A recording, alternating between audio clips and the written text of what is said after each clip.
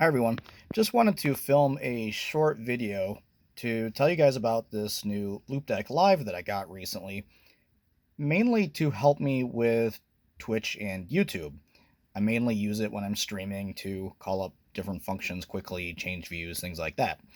But it's versatile enough that you can really use it with any program. And so I wanted to see if I could use it with iRacing. Along the bottom of the unit here, you've got these different buttons that you can use to change between different workspaces or functions. And I decided to set up number 5 here to be iRacing. So I've got a bunch of different buttons and knobs on here that all do different things, and a bunch of different pages that I can use to organize all of the different functions that I want to use.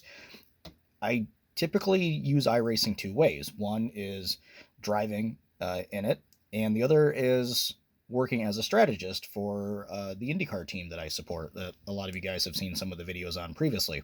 So I tried to make sure that I had both covered here. The first page I've got of soft keys is all the applications that I would use whether I was doing one of those two things. So I've got the iRacing application, I've got trading paints. I've got Discord that we use for communications, Logitech software, my overlays. Also got a clock and a stopwatch that I thought would be handy. Along the sides here, I've got these 6 knobs. On the left, I've got the master volume, which just controls the volume for the computer. If I press that, it mutes the iRacing radio, which is nice if people are getting a little too chatty, but doesn't mute the entire software volume. I've also got primary and backup communications on these 2 knobs. Primary, when I'm not in the car driving, is usually Discord, and then backup would be the iRacing radio. So that's kind of how those are usually set up. On the right side, I've got at the top uh, your car view, which snaps the view back to your car in case you were looking at another car. I've got the radio black box on the middle knob, and the bottom knob cycles through the different radio channels. Now, if I swipe to the next page, and you can swipe as many times as you want, it's an unlimited number of buttons. This I've got some of the in-car adjustments and also some of the radio controls. So I've got brake bias, up and down, front and rear ARBs. I've got digital dash page selection in case you're using a car. I usually drive the IndyCar in iRacing, so a lot of this is set up for to be IndyCar specific, and they have a couple different pages that you can use on the steering wheel. So I wanted to be able to select between those. On the bottom, I've got the radio volume increase and decrease, and spotter volume increase and decrease, so I can control those independently. I can swipe one more time, and this takes me to the black box controls. So instead of hitting F1, F2, F3 on the keyboard, I can simply select the one I want here without having to use the keyboard. And then I've also got the selection buttons on the bottom, so that if I'm in, say, the car adjustment page, I can scroll down through the different options, make adjustments, toggle things on and off, things like that. Basically just means I don't have to use the keyboard and mouse as much. It makes it so I can keep my eye on the action on the screen a little bit more. If I swipe one more time, I get to camera controls. When I'm working as a strategist, I spend a lot of time messing around with the camera.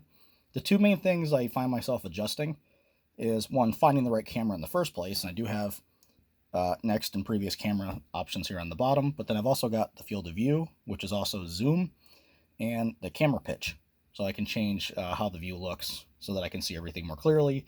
It can help me make sure that I see enough before and or in front of and behind a car to see things coming. If I'm looking at replays, I've also got next and previous lap and next and previous incident, so I can cycle through any incidents and find out what happened. I've also got buttons to cycle between viewing next car, previous car, which that's why I have this button here that snaps me back to my car if something happens and I need to look back at the person who I'm actually assigned to in that race. And that's it. I've got it set up. So I got 4 pages. I could have more. I could have more knobs. You can actually swipe up and have more knobs if you wanted to. These things are really easy to configure. You can change them really any way you want to put whatever functions on here you want. I don't have the functions on here that I already have assigned to my steering wheel because those are already there. But for things that that I have to rely on keyboard and mouse for. This just makes it easier for me to have everything kind of in one spot and easier to find and nice big buttons to press and things that I can reach over and feel for instead of having to make sure I'm hitting the right key on the keyboard. So I think it'll be useful coming up in the next season. And if you guys want to try something like this is an option. Loupedeck's not the cheapest option, but a lot of the black box button boxes that are out there, kind of bespoke designs and things like that, they can be pretty expensive. So this thing is about $269 right now, everywhere that I've seen it. So if you guys want something that will help you with iRacing, but you could also set it up with another profile for graphic editing, uh, photo editing, whatever different video games it can be used for. It's really quite versatile. So I'm not sponsored by Loupedeck. I paid full price for this, but I just think it's a really handy tool, and it wasn't. I don't think a lot of people are out there using it like this, but I thought it would be interesting to see if I could get it set up, and it seems to work. So I'm looking forward to using this in the future. Just wanted to show you guys how I set it up in case you guys want to try it too. Now, one thing I didn't cover in this video is how to actually go about setting up all those different functions. There's actually plenty of videos already on YouTube that will show you how to do it. There was recently an upgrade. At the time of me filming this, they're up to version 5 on the Loupedeck software, and there is a new user interface that makes a lot of it just largely drag and drop. Actually, you can see it here over my shoulder.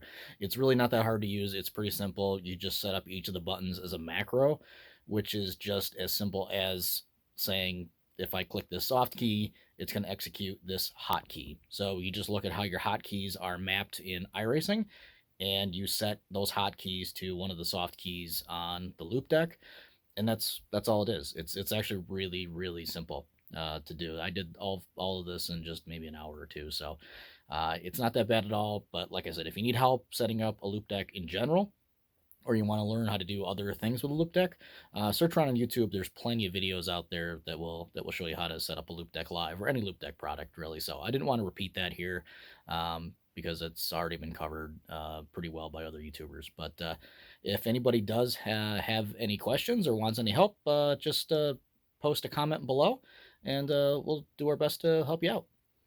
See you way later.